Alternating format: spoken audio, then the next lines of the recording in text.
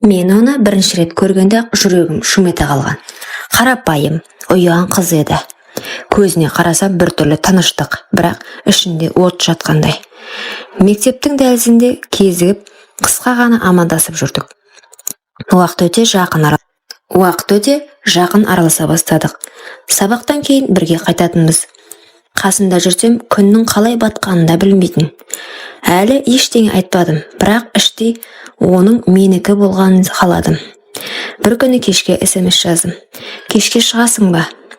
Ол біраз ойланып, бауырларым ұйықтасын, кейін шығам деді. Сол түні алғаш рет сарайда кездестік.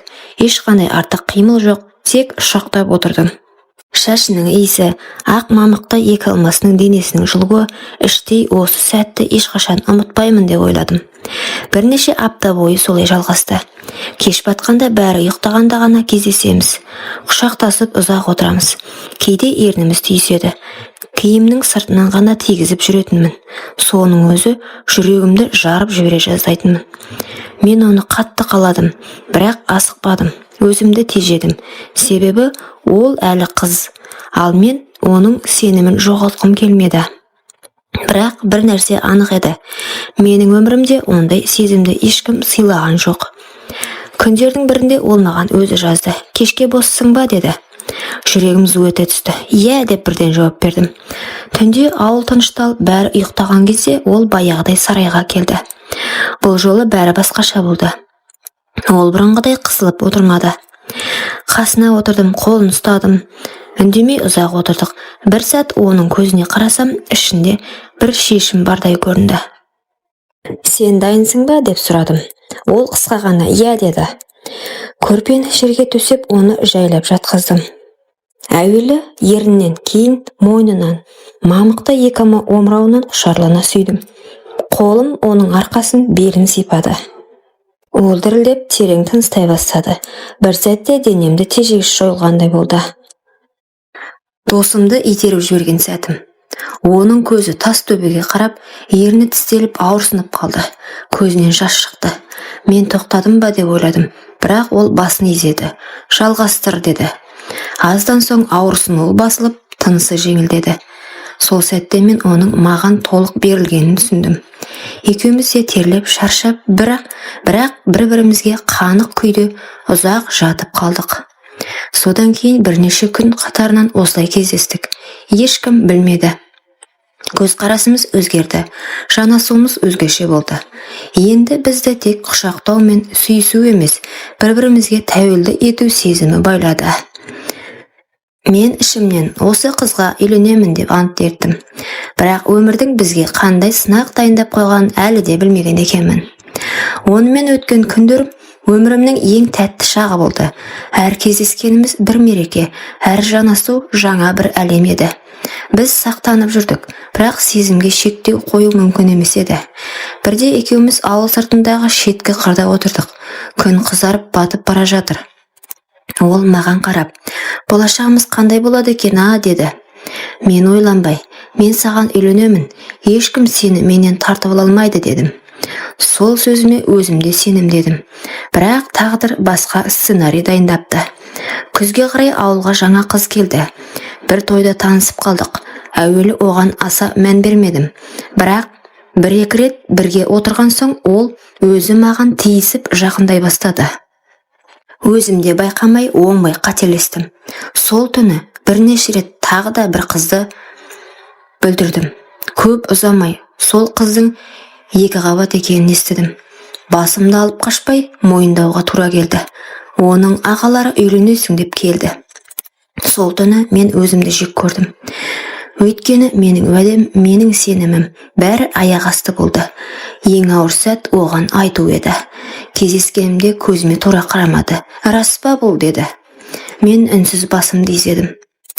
Ол бір сөз айтпастан бұрылып кетті. Сол кеткеннен ұзақ уақыт көрмедім. Көңілім құлазып, өзімді бос сезіндім. Ал үйлену тойы бөтен қызбен өтті. Бірақ жүрегім басқа жерде еді. Үйленгеннен соң да түнде оның көз жасы, жанарындағы реніш мені ұйықтатпады. Мен түсіндім. Кей қателіктің жазасы өмір бойы ұмытылмайды. Менің үйленгеніме де жарты жыл болған. Бірақ ішкі түкпірінде бір бос орын тұрды. Көптеннің басы еді. Ауыл ортасындағы дүкенге кірсем, сол жерде тұр екен. Шашы бұрынғыдан да ұзын, бірақ біртүрлі көзі мұңлы, бірақ жылы. Мені көргенде аз ғана кідірді. Сәлем дедім. Сәлем деді ол, тағы да, бірақ даусы салқын. Біз ұзақ сөйлеспедік, бірақ оның жанарынан бәрін түсіндім. Ол мені кешірмеген, бірақ ұмытпаған да. Кешке дейін ойым бөлініп үйге келсем де, көз алдымнан оның бейнесі кетпеді. Жанымда заңды әйелім болса да, жүрегім әлдеқашан басқа біреуді таңдап қойған еді. Кейін білдім, ол колледжге түсіпті. Бір-екі рет ауылға келгенде жолымыз тыйылысты. Әр кездескен сайын арадағы үнсіздік бәрінен көп нәрсе айтатын. Бір күні ол маған өзі жазды. Ертең кешке уақыт бар ма? Соңғы рет кездесейікші деді. Сол сәттен бастап менің ішімде әлдеқандай үміт оянды. Өткен қателігімді түзете алам ба, жоқ па білмедім, бірақ бір нәрсені анық сездім. Оны қайтадан қасымда көргім келді. Келесі кеш ауылдың шетіндегі ескі қораға келдім. Ішінде ол тұр, қолында кішкентай шам, жүзі жарық, бірақ жанарында абай бар. Қалайсың дедім. Жақсы деді, біраз үндемей тұрды. Арадағы үнсіздікті мен бұздым. Қасына жақындап қолынан ұстадым. Ол қолын тартып алмады. Екі көзіміз түйісті. Сол сәтте бәрі қайта оралғандай болды. Жүрек дүрсілі, демнің жиілуі, жанасудың ыстығы. Бірақ бұл жолы бір кедергі тұрды. Ол бұрынғыдай толық берілген жоқ. Құшақтасып сүйістік, бірақ екеумізде іштей бір нәрсенің жетпей тұрғанын сездік. Сол түні жақындастық, дәмі таныс, бірақ өзгерген. Оның жанарында әлде бір сақтық, жүрегінде бір қақпа тұрды. Бұрынғыдай сеніммен емес, еркелікпен берілмеді. Төсекте жатып, мен оның иығын сипадым. Ол көзін жұмды, бірақ жымиған жоқ. Ішімнен түсіндім. Мен сол бір жылы көктемде оның жүрегін бір жолата жаралаған екенмін. Таң ата екеуміз сөзсіз тарастық. Жүрегім тағы да босап қалды. Бұл жолы оны мүлде жоғалтып алуы мүмкін екенін білдім. Күздің аяғы еді, бір танысым. Ана қызды көрдің бе, бір жігітті алып қашыпты деді. Жүрегім бір сәтке тоқтап қалғандай болды. Сенгім келмеді. Телефон соқтым, алмады. Жүгіріп ауыл шетіндегі үйге бардым. Дөр алдында кемпірлер, шулаған әйелдер, қыздың үстінде орамал. Ол мені көріп қалды. Көздері жасқа толы. Мені алып кет деді сыбырлап. Бірақ менің қолым байлаулы еді. Отбасым бар ғой. Көп адам, туыстары, салт дәстүрдің қысымы дегендей. Кетсең бақытты болмайсың қарағым, деді бір әйел төрде жатып. Мен ішімнен ол онсыз да бақытсыз деп ойладым, бірақ ол орнынан тұрмады. Менің көзіме ұзақ қарады да басын төмен салды. Сол сәтте мен оның таңдау жасағанын түсіндім. Түнде той басталар алдында маған хат келді. Сен кешіккен сәттен бәрі бітті. Мен енді сені тек есімде сақтаймын. Сол хаттан кейін мен түсіндім. Кейбір адамдарды сүйсең де, олардың тағдыры сенен тыс жазылады екен. Неке түні, жаңа күйеуі қасында, үй іші тыныш, қонақтар тараған, қыздың жүрегі дүрсілдеп тұр. Мен саған бір нәрсе айтуым керек деді ол. Баяу жігіт таңдана қарады. Мен таза емеспін, деді, көз жасына ерік беріп. Бұрын біреуді сүйгенмін, барымды соған бергенмін. Бөлмеде үнсіздік орнады. Жігіт біраз ойланып отырды да. Сен менің әйелімсің, өткеніңе үкім шығармаймын, деді. Ол сөздер жылы естілгенімен қыз оның жанарынан бір нәрсе өзгергенін сезді.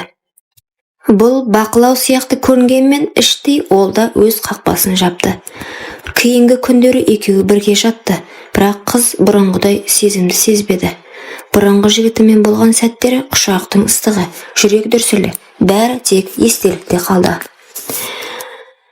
Ол түнде көзін жұмғанда да басқа бір есім мен басқа бір бейне ойына келетін. Бірақ өмір алға жылжиды, ал өткен тәтті әрі ащы жара болып қала береді екен. Құрметті оқырман, өмірден алынған сабақ болар оқиғаларды тыңдағыңыз келсе, менің арнама тіркеліп, лайк, комментарий жазып қолдап кетіңіздер. Келесі кездескенше.